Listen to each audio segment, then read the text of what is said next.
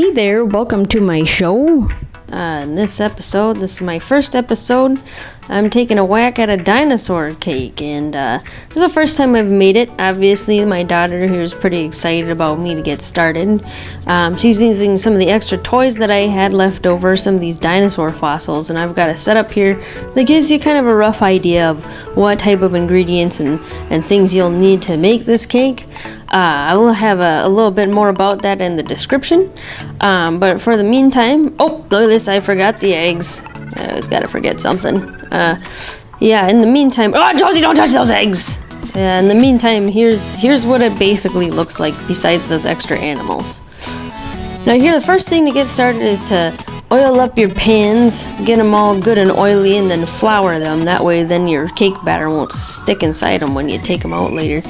Here, this is what you call a fail when you try to get the flour into the container and you get it on the table instead. Here's my flour. It's gluten-free. I do a lot of things gluten-free. I'm just going to dump the whole bag in there because that's what it works out to be. But the heck with you, box of flour. Now we're making our way with the sugar here.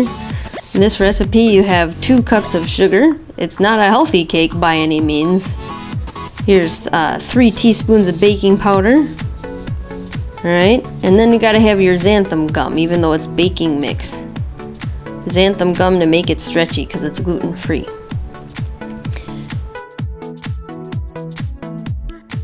Alright, so I've got this mixed up as much as I want here. We got some butter, 12 tablespoons of butter here, to soft butter, to make it nice and crumbly. And you're gonna want to check out this little slow-mo action I've got here where I speed it up too fast and dump some flour on the table on top of that poor dino. But he's gonna have it worse later on, don't worry. Now this here's some nice crumbly looking flour and butter mixture ready for the next step, which is milk, 1.5 cups of milk. This is almond milk, but you can use whatever milk. This is just what I had at the time. And 1.5 teaspoons of vanilla. Blend that up. Now we gotta add some 3 eggs here. I had forgotten the salt, and I could have added it at this point if I had remembered it, but I forgot the salt. You gotta have 1.5 teaspoons of salt. Here's my patented scoop and ploop method to get your batter all divvied up. That's important, make them all equal in your 6-inch pans there. And then I want somebody to lick my batter here. But unfortunately, he's naked! Well, he's wearing underwear, but it's still not appropriate for YouTube, so we're gonna share this. A little ham there. They like to lick that. But you gotta get out of the way here, kid, because I'm gonna open this hot oven. You gotta keep the kids safe, you know. Oh yeah, that's good stuff even without the salt.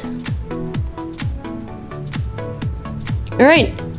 Good efficient use of time is while it's baking to get started on the frosting, which is going to include 4 whole sticks of butter. That's softened butter. It looks kind of rough when you start blending it up, but yeah. In the meantime, I forgot how to make ganache. That's a pretty sweet drawing. That's 1 cup of whipping cream that I'm going to put in the microwave. Kind of fix this situation here.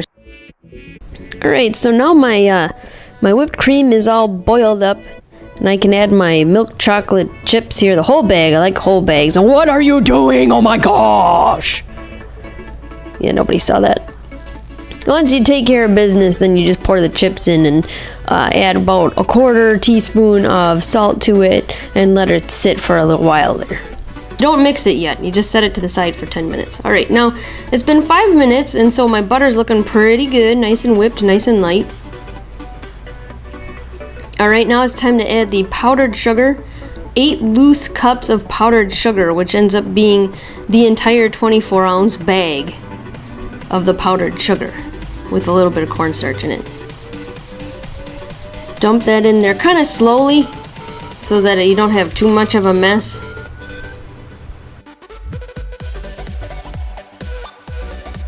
Shove her down. Help it out. Help it get in there a little bit. And once it's in there nice and good, then you really jack up the speed and you send it for 7 minutes. 7 minutes is a magic number. It is a magic number. Too much and the consistency's bad, too little and it just tastes like powdered sugar. You want it to be buttercreamy. Now we're looking at the gluten-free vanilla wafers, which I'm gonna turn into sand to put on the outside of the cake. I'm gonna buzz it up in my Ninja here, one sleeve at a time. I'm gonna do 2 sleeves total. Yeah, I'm just kind of winging it. You know, I don't have like a real recipe that I'm working off of for the dinosaur cake. I'm just sort of thinking about maybe what I could put on the outside of the cake, and this looks like dirt to me, and dinosaurs are apparently dirty. Okay, it's done blending for 7 minutes, and that's 2 teaspoons of vanilla. Alright. And then to make it a little bit looser, we put 1 tablespoon of whipping cream. That's 3 teaspoons is the same as 1 tablespoon. It's good consistency. Kind of eyeball about a half of that crumb mixture. Alright. Just making it up as we go. That looks pretty good. Still looks spreadable. Alright, now this has been hanging out for 10 minutes, so it's time to whip it up. That's going to turn it into ganache. That's going to be our tar pit later on that the dinosaurs are struggling with. And then when the cakes are done baking, we need to make sure that they're done using the toothpick test. Okay? There's nothing on the toothpick which you can't see using this camera because it's not NASA. So I set that to the side and I'm gonna dye my frosting with some dye-free dye. I'm gonna dump the yellow in there, kind of get it the color that I want. I'm gonna just hand mix it because I don't want to overwork my my frosting. Looks like a good yellow.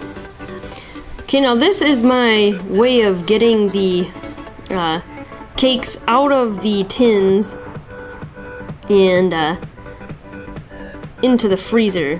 That way they can cool off faster so that I can put frosting on them. I'm setting the timer for 15 minutes here.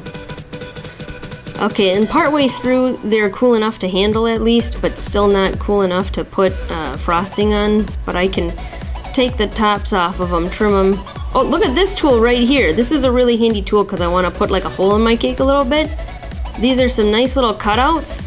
Got them at the store. To heck with those! I'm not going to use them because the container is actually better, fits better. It's the size I actually want.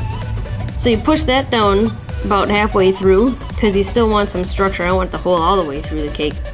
Now I want to create a reservoir. I'm going to take the extras and just put them in that. Oh, gotta set the clock back. With the extras, I can make some sort of boulders. I got some extra ganache every time I make a cake.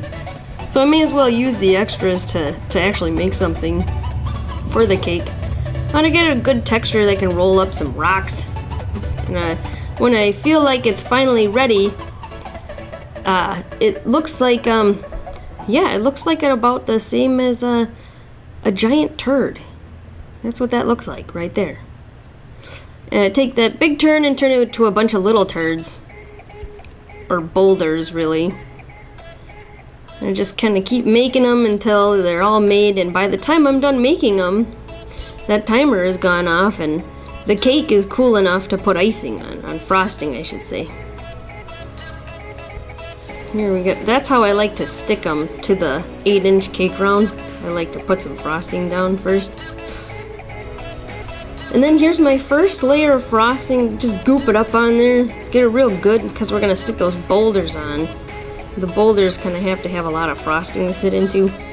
If I were to make this cake again, I'd maybe throw some chocolate chips or some more boulders in there because once I cut the cake, I kind of wish that there was more boulders.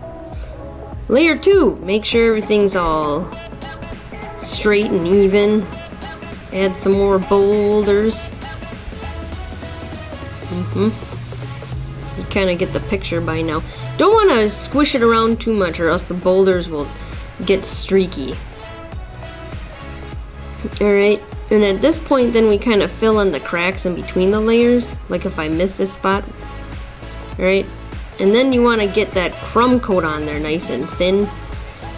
Generally speaking, the crumb coat is going to keep your cake from having crumbs stretch all over the frosting, which is kind of pointless in this case because I'm about to stick a bunch of cookie crumbs around the outside, so it's sort of pointless in this case, but I'm gonna go by the book. Okay, I just had it in the freezer for about 15 minutes, and now it's nice and hard, and I can put my proper layer of frosting on there.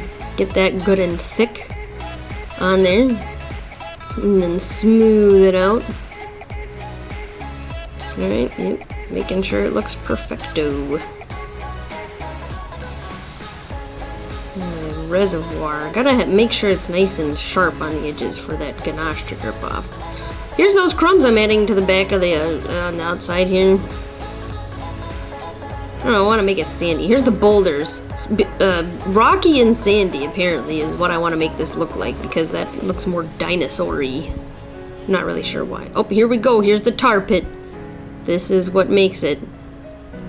I got some drippy ganache dripping off the edges because it's a tar pit. I'm gonna arrange my dinos. Yep, I told you that it was gonna be harder for him later on. And for this dude, the struggle is really real.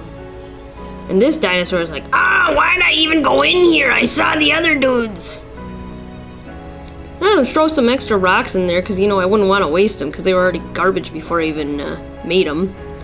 And I had a mess with the ganache, so I'm just putting some tin foil and arranging the candles to look like the candles are even struggling as well with this tar pit, like they're sort of just slooping down there. And that's what it looks like. And here is our dramatic shot of the final cake. It is sadistic and delicious. It definitely could use more salt though, but it looks beautiful and the kids are still eating it either way. Thanks for watching my show. If you feel so inclined, please subscribe. I do a lot of things gluten-free. I hope that you like what I've got, but these are concept cakes, so you could make these ideas out of a traditional cake too. Thanks again for watching. Goodbye.